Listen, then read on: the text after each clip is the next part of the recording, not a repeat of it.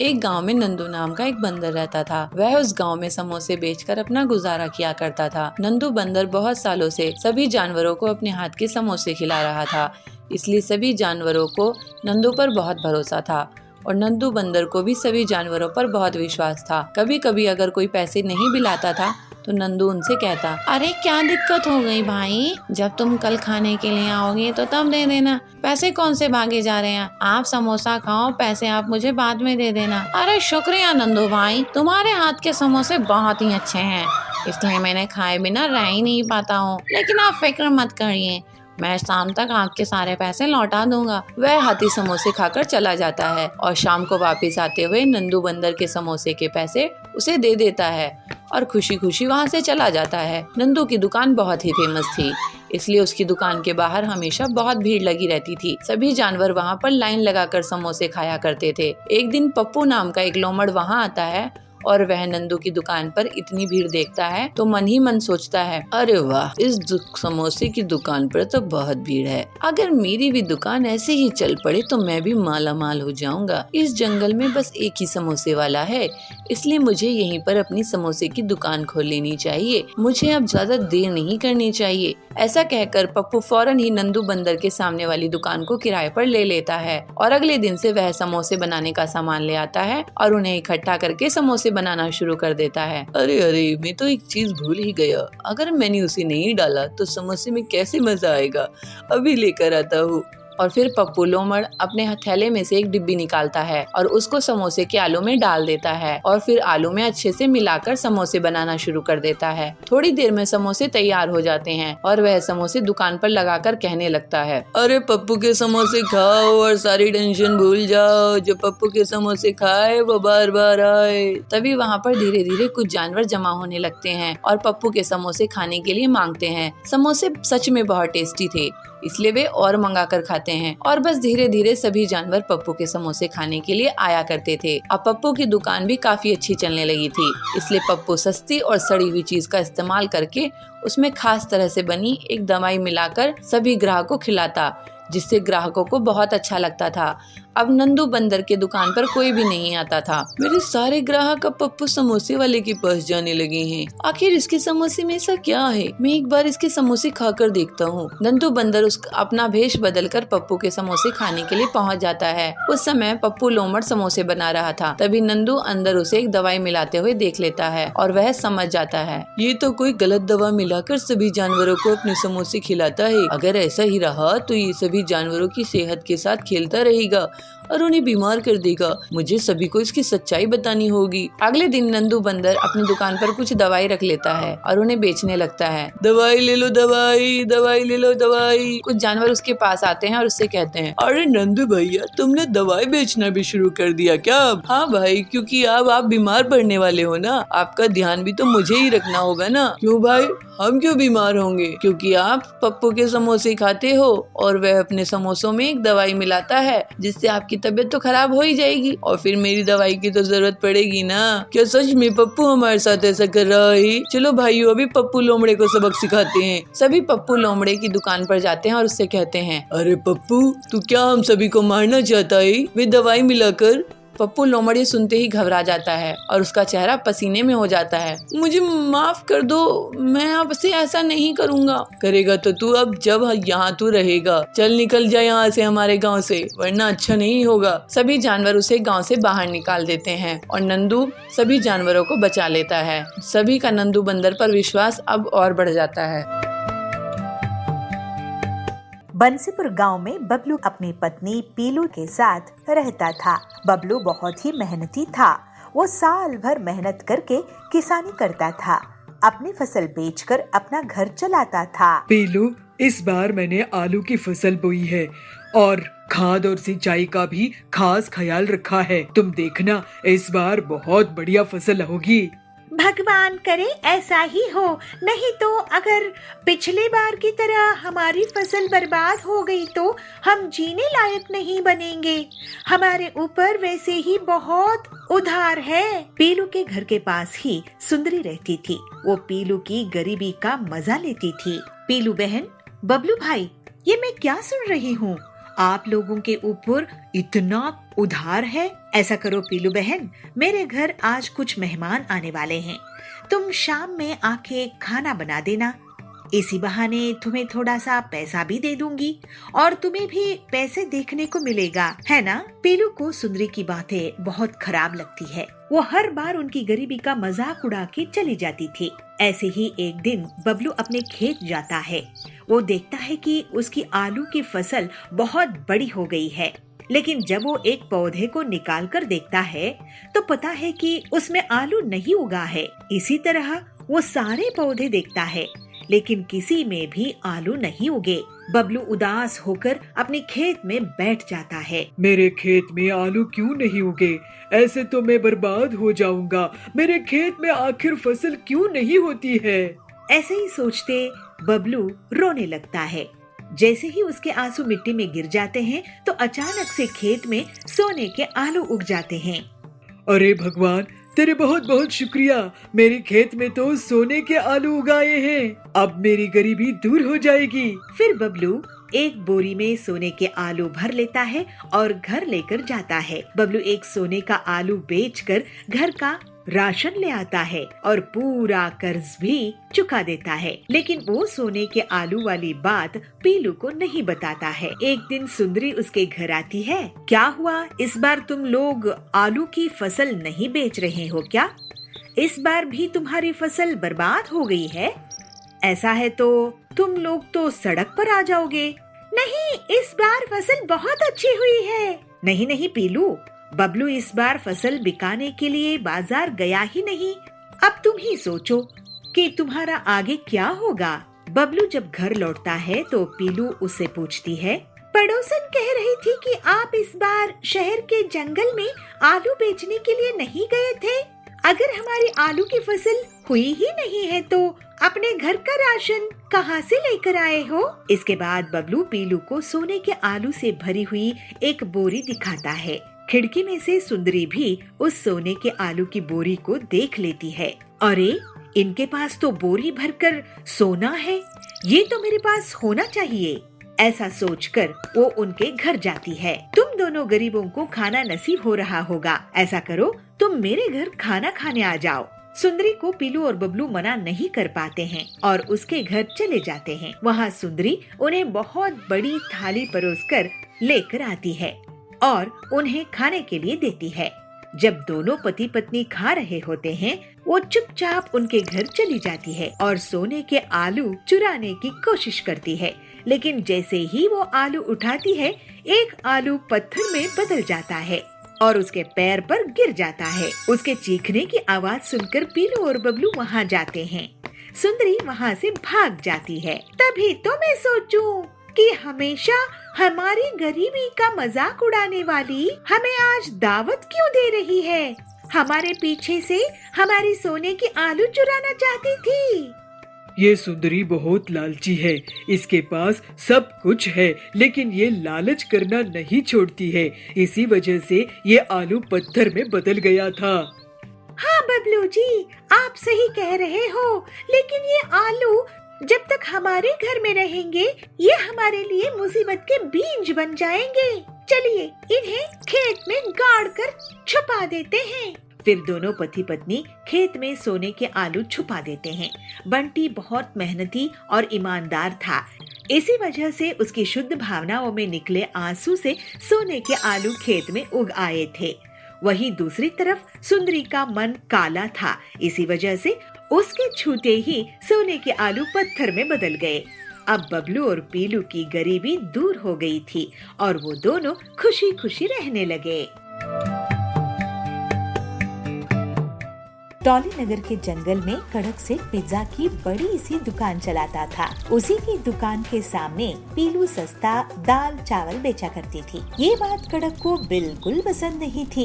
एक गरीब उसकी दुकान के सामने अपनी दुकान लगाए। एक दिन कड़क अपने आदमियों के साथ पीलू के पास जाता है। तू यहाँ से अपनी दुकान हटा। तेरी गरीब दुकान के कारण मेरे इस शानदार पिज्जा शॉप का शो खराब हो रहा है। कड़क सेठ जी, आपका और मेरा क्या मुकाबला है? आपकी इतनी बड़ी दुकान है, अमीर लोग वहाँ आते हैं, मैं छोटी सी गरीब, मेरी दुकान में गरीब लोग ही आते हैं। और वैसे भी मेरी दुकान आपके पिज्जा शॉप से बहुत दूर है। मुझे ज्ञान देती है। फिर कड़क और उसके आदमी पीलू की दुकान को तोड़ फोड़ देते हैं। पीलू बहुत दुखी हो जाती है, वो रोने लगती है। हम गरीब लोगों की कोई नहीं सुनता, सिर्फ दाल चावल ही तो बेचा करती थी मैं। इसमें इस कड़क सेठ का क्या नुकसान हो रहा था? लेकिन घमंड के कारण उसने मुझ गरीब की दुकान ही तोड़ दी। पीलू रोते रोते सो जाती है। जब वो उठी है तो देखती है कि कड़क सेठ और उसके आदमी उसका मजाक उड़ा रहे हैं। ये देखकर वो बहुत गुस्से में आ जाती है। अब मैं भी गरीब लोगों के लिए पिज्जा बनाऊंगी, ऐसे ठान लेती है। ऐसा सोचकर पीलू अपनी टूटी हुई दुकान के सामान को फिर से इकट्ठा कर लेती है और तवे में पिज्जा बनाने लगती है। कुछ गरीब चिड़िया वहाँ आती है। अरे पीलू बहन, तुम भी पिज्जा बना रही हो? ये तो हम खा ही नहीं पाएंगे, बहुत महंगे होते हैं ना ये, अमीर लोगों का खाना है ये। नहीं बहन, मैं पिज्जा सस्ते दामों में ही दूंगी और इतनी टेस्टी कि अमीर भी इसको खाने आएंगे। फिर थोड़े ही दिनों में पीलू का पिज्जा बहुत फेमस हो गया और गरीब लोगों के साथ अमीर भी उसकी दुकान में आने लगे। एक दिन पीलू के घर के पास दबंग जाबाज पहुंचता है। पीलू, मैं तुम्हारी दुकान में नहीं आ पाया, लेकिन मुझे तुम्हारा पिज्जा खाना है। लेकिन अगर मुझे पिज्जा पसंद नहीं आया तो मैं तुम्हें पैसे नहीं दूंगा। मैं आपको अभी एक पिज्जा बना कर देती हूँ जाबाज जी, आपको जरूर पसंद आएगा। जाबाज को पीलू के पिज्जा बहुत पसंद आते हैं और वो उसकी तारीफ करके उसको पैसे देकर चला जाता है। इसको देखकर कड़क गुस्से में आ जाता है और फिर से अपने गुंडों के साथ पीलू की दुकान तोड़ने जाता है। तेरी ये हिम्मत, मैं फिर से तेरी दुकान तोड़ दूंगा। लेकिन तभी वहाँ पर जाबाज आ जाता है और अकेले ही कड़क और उसके गुंडों को पिटाई कर देता है। इसके बाद जाबाज के डर से कड़क जंगल छोड़कर भाग जाता है और पीलू अपनी मेहनत और लगन के कारण पिज्जा की बड़ी सी दुकान खोल लेती है। इस तरह से पीलू हंसी खुशी रहने लगती है। बाजपुर के जंगल में कालू कौवा रहता था। वो हमेशा से बहुत बेकार के काम करने में रुचि रखता था। ऐसे ही एक दिन वो अपने दोस्तों के साथ घूम रहा था। अरे भाई, छुट्टियाँ आ रही हैं, चलो कहीं घूमने चलते हैं। चलो हम मनाली चले। मनाली क्यों जाना है? कुछ बड़ा सोचो। हम लोग चांद पर चलते हैं, वहाँ घूमेंगे तो हमारी जंगल में नाम होगा। मनाली तो हर कोई जाता रहता है। नहीं भाई, मुझे तो मनाली ही जाना है। रॉकेट का पैसा कहाँ से लाएंगे? ये कहकर कालू के दोनों दोस्त उसकी हंसी उड़ाते हैं। अच्छा ठीक है, लेकिन मेरे स्कूटर में चलेंगे। ट्रिपल सवारी। अगले दिन कालू उनके सामने अपना स्कूटर लाता है। उसको देखकर वो लोग हैरान रह जाते हैं। कालू के स्कूटर में अगल बगल 2 और स्कूटर जुड़े रहते हैं। है ना कमाल का मेरा स्कूटर, चलो अब इसमें चलते हैं। अरे वाह कालू, तूने तो बहुत ही अच्छा आविष्कार किया है। हाँ, मुझे क्या उल्लू समझे थे। चलो अब मजे करेंगे मनाली में। इस तरह से तीनों दोस्त उस स्कूटर में निकल पड़ते हैं। लेकिन थोड़ी ही दूरी में उसका पेट्रोल खत्म हो जाता है। अरे ये क्या, 5 किलोमीटर में ही पेट्रोल खत्म हो गया? हाँ, 3 स्कूटर है ना, वजन कम करने के लिए मैंने एक ही पेट्रोल टैंक लगाया है, लेकिन 3 इंजन है तो पेट्रोल थोड़ा ज्यादा पीती है ये स्कूटर। हे भगवान, हर 5 किलोमीटर में इसका पेट्रोल खत्म हो जाएगा। हमें नहीं जाना मनाली, तू ही जा इस खटारा में। कालू के दोनों दोस्त वहाँ से भाग जाते हैं। अरे रुको रुको, स्कूटर को धक्का तो दे दो। कालू अपना स्कूटर धक्का देकर घर वापस लाता है और अपने पिता कड़क से कहता है, पापा, मेरे दिमाग की इस गांव में कोई कदर नहीं है। तू बहुत ही बेकार की चीज बनता जा रहा है बेटा, तू कहीं नौकरी कर। तू बहुत ही बेकार की चीज बनाता है जो मुसीबत ज्यादा करती है, समाधान नहीं। मतलब तू काम ज्यादा बिगाड़ता है। लोगों के काम आएगा तो लोग तुझे पसंद करेंगे। कालू सोच में पड़ जाता है कि वो लोगों की नजर में कैसे उठे। तभी वो एक डबल डेकर बस को देखता है। पूरी बस भरी हुई थी और फिर भी लोग उसमें चढ़ रहे थे। अब मैं ऐसी बस बनाऊंगा कि लोगों की तकलीफ हमेशा के लिए दूर हो जाएगी। इसके बाद कालू एक ट्रिपल डेकर बस बनाता है और बड़े शान से निकलता है। लेकिन उसकी बस इतनी ऊंची होती है कि वो फोन के केबल, टीवी केबल और बिजली के तारों को तोड़ते हुए निकलती है। पूरे गांव में बिजली चली जाती है, फोन्स बंद हो जाते हैं। देखिए पिताजी, मैंने क्या नायाब चीज बनाई है, ट्रिपल डेकर बस। ऐसी बस पूरी दुनिया में कहीं नहीं होगी और होनी भी नहीं चाहिए। अरे उल्लू कहीं का, तूने पूरे गांव की बिजली गोल कर दिया है, सारे तार तोड़ दिए। नालायक, अब तुझे सिर्फ पिटाई ही ठीक कर सकती है। ऐसा कहकर कड़क कालू की पिटाई कर देता है। इसके बाद से कालू अपनी उटपटांग हरकतों को बंद कर देता है। फिर कालू पूरे गांव के बिजली के तार को रिपेयर करता है। इस तरह से कालू धीरे धीरे सुधर जाता है और सही चीजें करने की आदत डाल लेता है। फिर कालू का सभी लोग मजाक उड़ाना बंद कर देते हैं।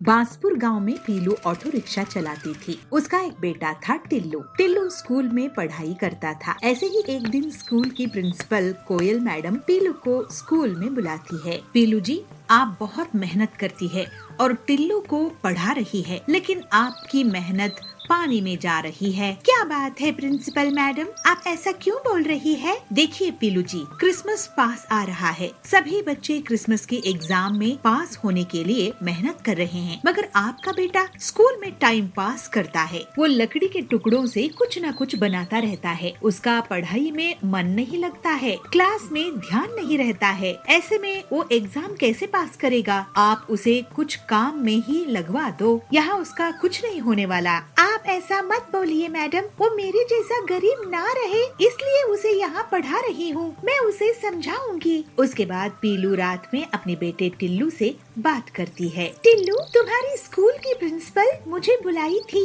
तुम स्कूल में पढ़ाई नहीं करते हो और बेकार में लकड़ी के सामान बनाते हो। मैं पढ़ाई ध्यान भी देता हूँ और साथ में लकड़ी के खिलौने भी बनाता हूँ। मैं दोनों काम एक साथ कर सकता हूँ माँ। लेकिन तू लकड़ी के खिलौनों को क्यों बना रहा है? एक काम में ही ध्यान क्यों नहीं देता? पढ़ाई में ही ध्यान रख, बाद में खिलौने बनाना। माँ, क्रिसमस पास में है, बच्चे लकड़ी के खिलौने खरीदते हैं। मैं सोच रहा था क्यों ना मैं खिलौना बनाऊं। नहीं बेटा, मैं ऑटो चला रही हूँ ना, तो फिक्र मत कर और स्कूल में अच्छे से पढ़ाई कर। टिल्लू अपनी माँ का कहना मान लेता है। लेकिन उसी रात कालू कौवा पीलू के घर में उसके ऑटो के पास आता है। कालू भी ऑटो चलाता था और पीलू से जलता था। वो एक औरत होकर ऑटो क्यों चलाती है, ये उसका ख्याल था। कालू अपने मन में कहता है, पीलू पिद्दी, तू मुझसे ज्यादा कमाती है, मैं तेरे ऑटो को जलाकर राख कर दूंगा। ऐसा सोचकर कालू ऑटो को नकली चाबी से खोल देता है और उसका इंजन और पहिए चुरा कर भाग जाता है। अगली सुबह पीलू अपने बेटे के साथ घर के बाहर आती है तो अपने ऑटो की ऐसी हालत देखकर रोने लगती है। हे भगवान, ये गरीबी में तो कैसी परीक्षा ले रहा है। मेरी ऑटो का तो इंश्योरेंस भी नहीं है। अब मैं अपने बेटे को कैसे पढ़ाऊंगी? ऑटो के लिए बैंक से जो कर्ज लिया था उसे भी चुकाना है। सोची थी इस बार क्रिसमस में लोग घूमने फिरने के लिए ज्यादा बाहर निकलेंगे तो मेरी ऑटो से कमाई हो जाएगी। सब बर्बाद हो गया। पीलू अब मजदूरी का काम करने लगी और घर के लिए पैसे कमाने लगी। कालू ये देखकर बहुत खुश हो रहा था। पीलू से पैसा मांगने के लिए मकान मालिक आता था, बैंक वाले आते थे। पीलू बहुत उदास होने लगी थी। ये देखकर एक दिन टिल्लू स्कूल खत्म होने के बाद जंगल जाकर लकड़ियाँ काट कर लाता है और उन लकड़ियों को तराशने लगा। छन्नी और हथौड़े की मदद से वो एक सुंदर लकड़ी का ऑटो रिक्शा बना लेता है। फिर टिल्लू उस ऑटो ले जाकर अपनी माँ को दिखाता है। माँ,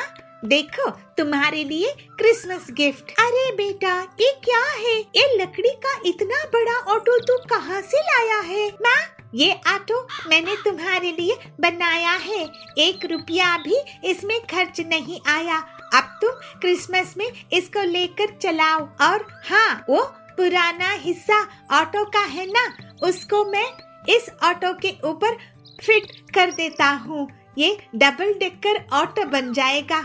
मैं इस पे वाटरप्रूफ पेंट कर दूंगा। वाओ मेरे टिल्लू, मुझे तुझ पर गर्व है। फिर पीलू उस ऑटो को ले जाकर जंगल में घूमने लगी। ये देखकर कालू का सिर चकरा गया और वो बेहोश हो गया। हे भगवान, इस ऑटो को अगर मैं तोड़ दूंगा तो ये ट्रिपल डेकर ऑटो ले आएगी, फिर बस ही बना देगी। मैं तो जंगल छोड़कर जा रहा हूँ। और फिर इस तरह से पीलू अपनी मेहनत से ज्यादा पैसे कमाने लगती है। उसके घर की गरीबी हमेशा के लिए दूर हो जाती है और टिल्लू भी बहुत मन लगाकर पढ़ाई करता है। वो स्कूल में फर्स्ट आता है।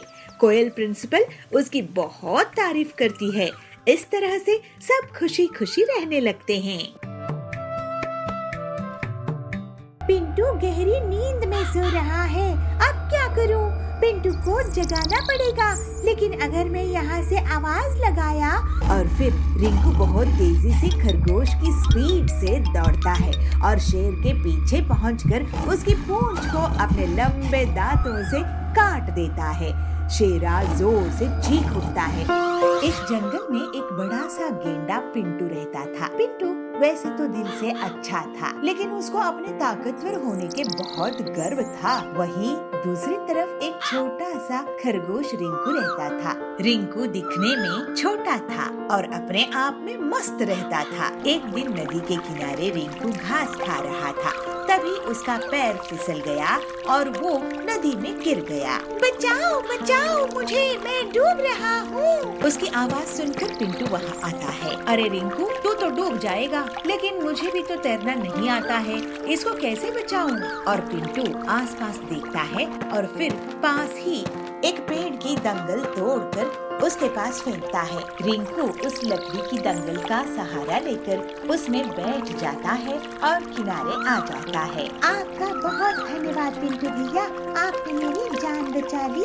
मैं भी किसी दिन आपके काम आऊंगा। तुम्हारी जान बचाना तो मेरा फर्ज था, लेकिन तुम मेरे किसी काम आओगे रिंकू? तुम बहुत छोटे हो और मैं इतना ताकतवर। आगे से तुम्हें कोई मदद लगे तो बता देना। ऐसा कहकर वो वहाँ से चला गया और फिर ऐसे ही कुछ दिन बीत जाते हैं। मैं भी कभी पिंटू के काम आऊंगा। मैं छोटा जरूर हूँ, लेकिन मैं किसी काम तो आ ही सकता हूँ। चलो देखते हैं समय क्या दिखाता है। एक दिन शेरा शिकार करने के लिए जंगल में निकलता है।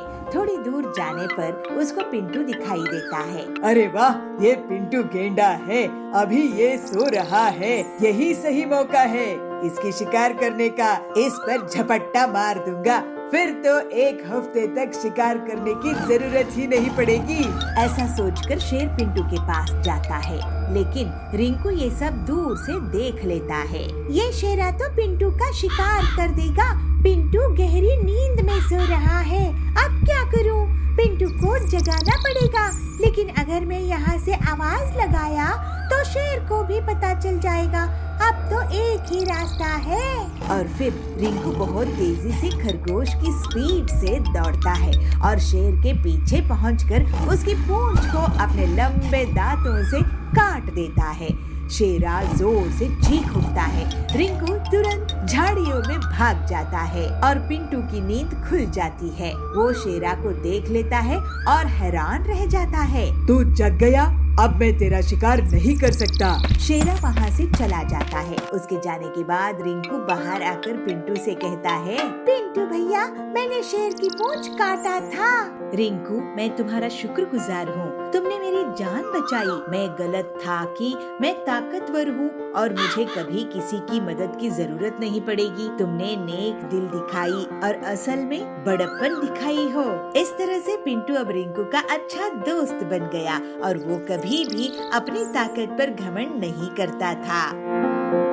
टुन्नू लोमड़ी चोर को पकड़कर उसको पुलिस के हवाले कर देते हैं। पिंकी, दादाजी मुझे माफ कर दो। तू क्यों माफी मांग रहा है? तूने क्या किया? इसलिए क्योंकि मैं रॉकी को जंगल में छोड़ आया था। पर पिंकी बंदरिया और कुन्नू सियार भाई बहन हैं। वो गांव में अपने मम्मी पापा और दादा दादी के साथ रहते हैं। एक दिन स्कूल में आते समय पिंकी बंदरिया की नजर कीचड़ में सने एक कुत्ते पर गई। वो बहुत छोटा था और रो रहा था। पिंकी को उस पर तरस आ गया, इसलिए वो उसके पास गई और अपनी बोतल का कच्चा पानी उसने उस पर डाला और उसे अपनी गोद में उठा लिया। पिंकी छोड़ इसे, देखिए कितना गंदा है और कितनी बदबू आ रही है इसमें से। छी, छोड़ इसको। नहीं कुन्नू, मैं इसको नहीं छोड़ सकती। पता नहीं इसके माँ बाप कहाँ हैं और देखो तो बेचारा रो रहा है। मैं इसको अपने साथ लेकर चल रही हूँ, ठीक है ना? पिंकी उस कुत्ते को अपने साथ ले आती है और उसको खाना खिलाती है और उसे अपने पास लेटाकर टीवी भी दिखाती है। कुन्नू ये देख बहुत गुस्सा हो जाता है। पिंकी, उतार इसको, ये हम दोनों का बेड है ना, तूने इसको कैसे बिठाया? उतार इसको अभी, कितना गंदा है ये, नाली में रहता है, उतार इसको। कुन्नू, ये छोटा सा ही तो है, जरा सी जगह ले लेगा तो क्या हो जाएगा? कुन्नू अब और गुस्सा हो जाता है और मन ही मन सोचता है, इस कुत्ते की वजह से मेरी बहन मुझे पराया कर रही है और मेरी चीजें भी छीन कर इसे दे रही है। इसका तो कुछ करना होगा, नहीं तो ये धीरे धीरे मुझसे सब कुछ छीन लेगा। पिंकी उस कुत्ते का नाम रॉकी रखती है। रॉकी के परिवार के बाकी लोग भी रॉकी से बहुत प्यार करने लगते हैं, पर कुन्नू अभी भी उसे घर से निकालने की तरकीबें सोचता रहता है। एक दिन वो रॉकी की पूंछ में पटाखे जलाने ही वाला था कि तभी वहाँ उसकी माँ चुनमुन नीलगाय आ गई। कुन्नू, ये तुम क्या कर रहे हो? उस बच्चे की पूंछ पर पटाखे क्यों जला रहे हो? कोई तुम्हारे साथ ऐसा करेगा तो कैसा लगेगा? छोड़ो उसको, लाओ मुझे दो। चुनमुन से डांट खाने के बाद भी कुन्नू नहीं सुधरता और फिर एक दिन रॉकी के खाने में मिर्ची डाल देता है। रॉकी वो दूध पीता उससे पहले ही उसके दादा टुन्नू शेर वहाँ पहुँच गए। कुन्नू, ये दूध लाल क्यों है? क्या मिलाया है इसमें? कुन्नू घबरा जाता है। सच सच बोलो कुन्नू।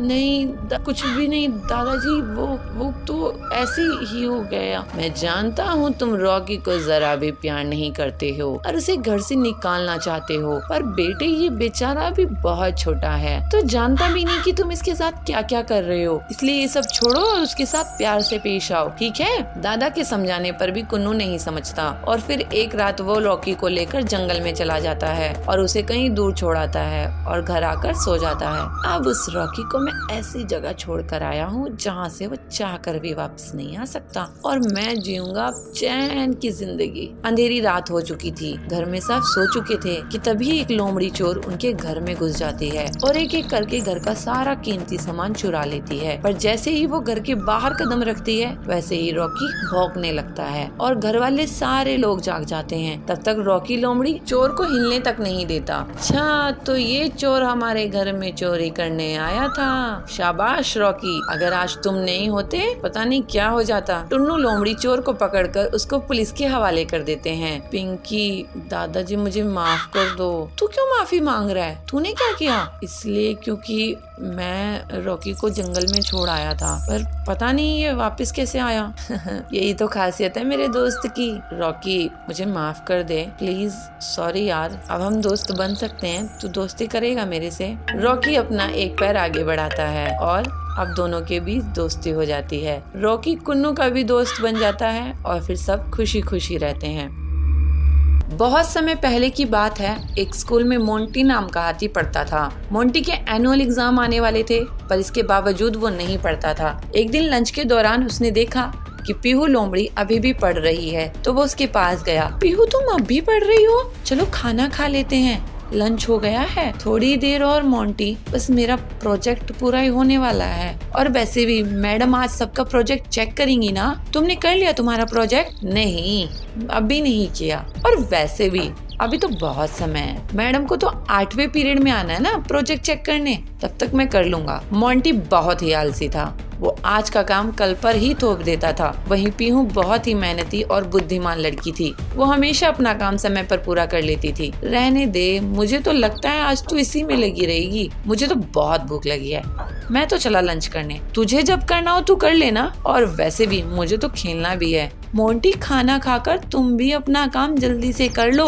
नहीं तो टीचर गुस्सा हो जाएंगी। हो सकता है तुम्हें मार भी पड़े। तुम अपना काम करो, मेरी चिंता मत करो।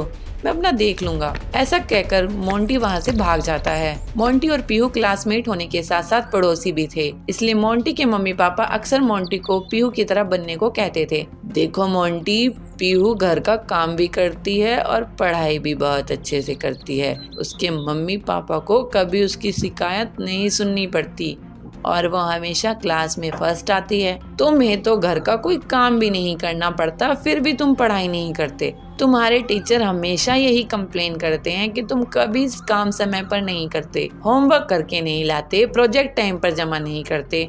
पापा, मैं कल से सारा काम टाइम पे करूँगा, आप देख लेना। ये तो बहुत अच्छी बात है बेटा, समय की अहमियत को समझो, इसका सदुपयोग करो, क्योंकि ये एक बार चला गया तो वापस नहीं आने वाला। मोंटी ने ऐसा कह तो दिया, पर इसके बावजूद उसने इस बात पर कभी अमल नहीं किया। वो अभी वैसे का वैसा ही रहा। ऐसे ही समय पंख लगाकर उड़ गया और मार्च का महीना शुरू हो गया। उसके पेपर के अब बस 2 दिन बचे थे, पर उसको अभी भी कोई चिंता नहीं थी। वो अभी भी खेलता रहता था। अरे मोंटी, तुम खेल रहे हो? अरे परसों से पेपर हैं अपने, घर में जाकर कुछ पढ़ो। परसों से है ना, तो मैं कर लूंगा, अभी तो 2 दिन बाकी है ना। मोंटी ऐसा कहकर खेलने के लिए निकल गया, पर पीहू अपनी पढ़ाई करती रही। अगले दिन फिर मोंटी खेलने के लिए निकलने लगा। उसे देख फिर पीहू बोली, मोंटी, तुमने सब पढ़ लिया क्या जो तुम ऐसे घूमने जा रहे हो? नहीं नहीं, लेकिन आज रात को सब पढ़ लूंगा। मोंटी, तुम खेलने मत जाओ, देखो मौसम कितना खराब है। मुझे तो लगता है बारिश भी हो सकती है, और अगर ऐसा हुआ तो लाइट भी चली जाएगी।